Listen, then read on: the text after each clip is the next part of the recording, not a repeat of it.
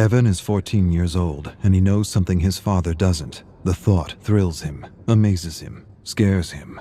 There is something his father doesn't know, something the owner of one of the most profitable mines in all of Seattle doesn't know.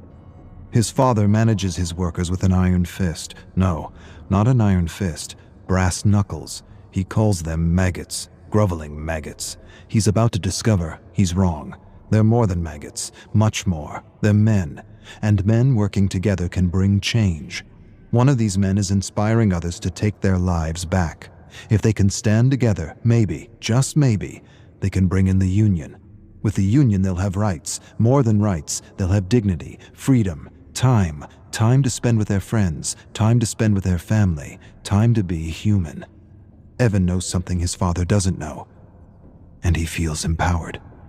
Evan's father thrusts him to the ground, calls him weak, tells him he's got to stop being so nice to the maggots, stop talking to them, stop helping them, keep them in line, break them, let them know who's boss. If you give them an inch, they'll take a yard. They're just using you. Evan knows better than to say anything. His father punched and broke his jaw last year when he showed weakness. This year, he'd rather not sip dinner through a straw. This year, he holds back, bites his tongue. He wants to tell his father about the union, but doesn't. He feels ashamed, torn between his loyalty for his father and his friends. Bob, Tom, Jim, they deserve more. Evan enjoys creating something from nothing. He's not an artist, but he enjoys sketching, and he hides his sketches from his father. His father forbids sketching. Sketching is for weaklings, vagabonds, gypsies. He wants Evan to do worthy things. He drags Evan to his most profitable mine. He teaches him how to manage maggots. He's hands-on, very hands-on, abusive, violent, brutal. The key is to break them, break their will, break their spirit. Once broken, a human is a tool that can be wielded to do anything. Broken. It's what he did to his mother. It's what he's doing to him. But Evan still sketches. Sketching is defiance. Evan watches his father yell at one of his workers. He's sick. He wants to leave, but he's not allowed. He leaves. He loses his job. Evan feels for the man, wishes he could do something for him. He wants to tell him things are going to change. The union is coming. The union is coming, and with it a good wage and fair working hours. But the man's lungs are black and his stomach is rot. Too much stress, too much acid, not enough sleep. He collapses. His father doesn't care, kicks him in the gut.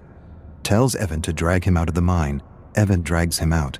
For a moment, he feels disgusted at the man's weakness and wants to put this maggot out of its misery. He's becoming his father, and he's not sure if that's a bad thing. Evan's father forces him to set a bear trap in a dark forest. His father's obsessed with hunting bears, always has been, always will be. He tells him the story, always the same story. He doesn't want to hear it, but he will. His father was hunting with his brother when they ran into a grizzly bear. The bear tore his uncle's arm off and bit into his head. Evan's father jumped on the grizzly's back, stabbed the bear endlessly, killed the bear, ripped open its stomach to retrieve his brother's head, carried his brother's mutilated body 10 miles to their family estate. This time it's 10 miles, last time it was 5. His father grins. The story is changing with every telling. Sometimes Evan wonders if there even was a bear. Evan's inspired in a way he's never been before. Furiously, he sketches his father in a bear suit killing his uncle. He never met his uncle, but he's seen pictures. His uncle was a philanthropist, a bleeding heart, disloyal. He would have run the business into the ground with proper wages and all that socialist crap. That's why he had to go. Evan doesn't have proof, but he knows. Deep down he knows his father murdered his uncle. Tied him up, left him for a bear. There was no knife, no fight, no honor. Just a terrible death for a disloyal worm. Evan suspects all this, and yet he doesn't feel disgusted or ashamed.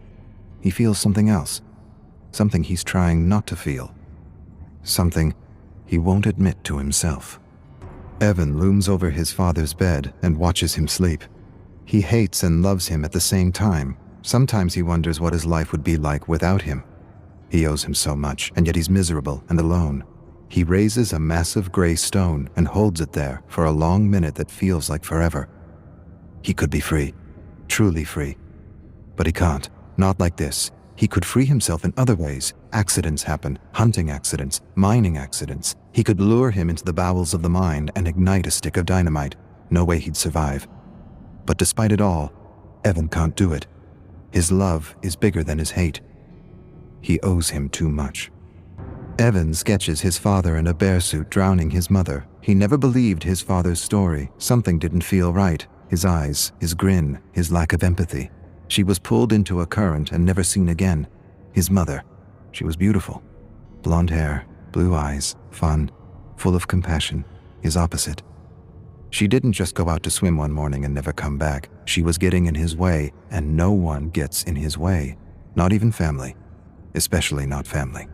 Obedience or death. Evan's tired of obedience. Yes, he's loyal to his father, but he's also loyal to his friends. They talk to him, encourage him, think he's a great artist. He has friends. He's never really had a friend. His father wouldn't allow it. Waste of time. They're using you. Yes, he's loyal to his father, but he's also loyal to his friends. They deserve better. Evan's father stares at him across the dinner table. He knows. Maybe he doesn't know, but he senses something's amiss. He has that look in his eye, that look that tells Evan he's in for it.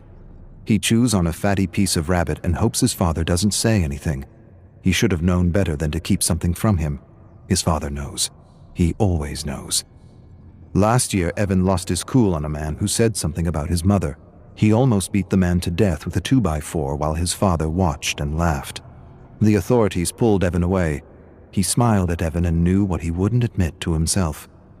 He enjoyed beating on that man, not because of the insult, not because he felt threatened, but because he felt powerful. His father smiled. Apple doesn't fall far from the tree, eh? Evan finds his sketches torn to bits. He puts the pieces together, all of them accounted for, except one. He doesn't have the picture of his drowning mother. His father enters his room. Despair and dread overwhelm him. He waits for a blow that never comes. Instead, his father tells him he has instinct, and instinct is everything. He tells him he inherited his instinct from his side of the family, the same instinct that told him Evan was keeping something from him. Don't pretend, I know. A few of your maggot friends sold you out for a few dollars. Evan starts but doesn't say anything. Can't say anything. The words are caught in his throat. He apologizes. His father says nothing, walks away. Evan follows him to his bedroom where he sees the picture of his dying mother, framed above the bed. His father tells Evan he will learn a lesson tomorrow, one he hopes he understands. Evan stares at his father and feels hate. Hate for the maggots who betrayed him, and for his father, respect. No, not respect. Admiration.